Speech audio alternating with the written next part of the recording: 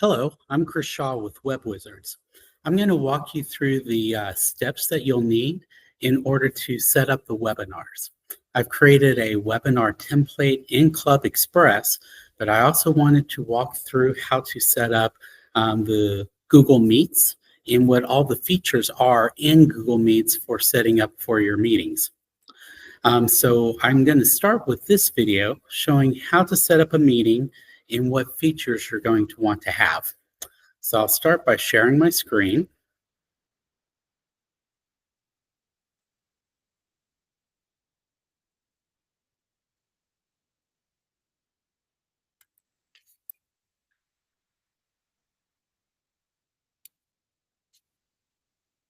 All right, in Google Meets, you're going to go ahead and just create a new meeting. You're going to want to do this from one of your PRSA Google accounts. In here, I like to go straight to more options so that I can get the full meeting details. One of the important things about doing Google Meets is you have 3 levels of participants. So you have your host and co-host who can moderate and control the meeting. Then you're going to have your participants, which are going to be like panelists in Zoom. And then they will be able to talk and have dialogue back and forth. And then everyone else will be a guest. And a guest won't have any privileges to talk. They'll just have viewing privileges, but they can raise their hand and be elevated to the level of a panelist if you want them to participate in the meeting. This allows you to have a lot of control over how you want your webinar to run. If you want it to be interactive, you could have everybody come in as a panelist or a participant, and so then everybody could talk. But if you have someone who's going to be giving a lecture and you don't want people to interrupt the lecture, you can keep them as a guest. They can watch it, and then if there's a question and answer session at the end, then they can raise their hand and submit questions. All right, in order to do this, after we take and create a new meeting, we'll just title it. We'll set our dates on it.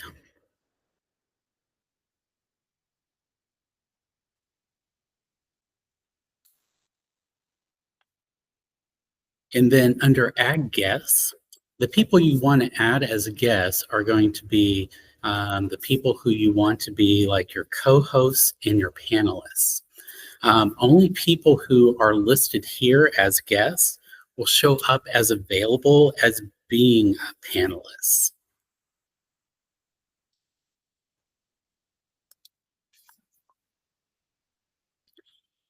After I do that, I can do Add Google Meet Video Details. It's going to give me a Join Google Meet meeting, but I'm going to want to come over here to Video Call Options and click it. All right, in the Video Call Options, you have how you want this moderated. And so in here, you can choose what contributors can do. Now, the contributors are going to be like your panelists who can talk. So if you want them to be able to share screens or do reactions, things like that, without having to get permission from the host, then you'll want these checked and opened. You can also choose how you want chats to happen, because you can send messages within Google Chats. And so if you want to let the participants be able to send messages, you can do that. If you're needing to control messaging, then you can turn that off here. The next is the meeting access. What you're going to want to do is make it open. This is going to make it so everyone with a link will be able to get in. But if you've got someone with a link who's having trouble getting in, but they can dial in, or maybe they don't have good internet access, this will allow someone to be able to dial in with their telephone so that they can join the meeting as well. The only problem with this is with this type of setup, if people share meeting links after they've purchased it, it's a little bit harder to control who gets access to your meeting.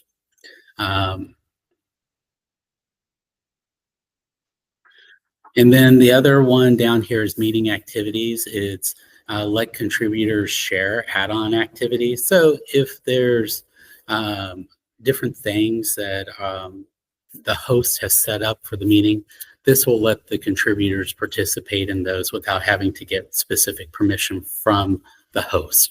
So I would probably leave this on. Where the real control is going to be who are your contributors. Next step, you've got the waiting room. Right now I have the waiting room off, and that's what I would probably normally recommend. If you're starting a webinar, you'll just want your host or co-host to join early and then have the waiting room off. And then that way people aren't going into a waiting room and then sitting there, and then the co-host or host has to go in and let them all in. If you got a lot of people, that might take a while, but you can do some mass uploading. But then you got to watch for people coming in who might be coming in late. So I like to just keep that off unless I'm specifically needing to control access. Like if you need to hold a meeting before the webinar, then that might be something where you need people to wait beforehand. All right, so y'all are going to have the ability to record these meetings as well as create transcripts. So in here, you can have it record meetings. You can tell it to include captions. And so then captions would be available with the meeting. And then you can also have it transcribe the meeting. And then you can choose what language you want. This is something we do, especially for like our board meetings and things like that. So not only do we have a public record copy of the meeting that we can share, we also got transcription of everything that was said during the meeting. So secretaries can go back and use it to help make sure meeting notes are accurate and correct. All right, so guests. So in here, you will want to put in that everyone is a viewer by default. And so you'll check that to being on. That means unless someone is listed as a contributor or a co-host, they're going to be coming in as a guest. And so that means they won't be able to talk or anything until you elevate them to the level of a contributor. So contributor, panelist, participant, that's what you will add here. So anybody who's going to be speaking or that you want to be speaking during the meeting, who's going to be doing presentation, you would add their name in as a contributor. So like here, I'm going to put Becca and add her, and then she's now a contributor, and a co-host can start and stop the webinar for you. And so here I'll just add Andrea in as a co-host. And then if I become sick or unavailable and can't start the meeting, Andrea can log into the meeting and be able to start it as well.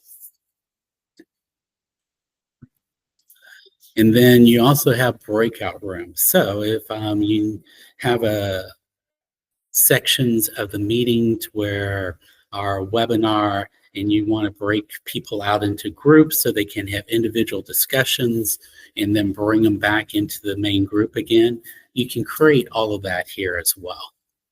Okay, so this was an overview of what all you would need to choose for setting up the webinar. After you do that, you'll take the meeting link and you'll use it to put into the Club Express meeting webinar event. And I will show you that in the next video.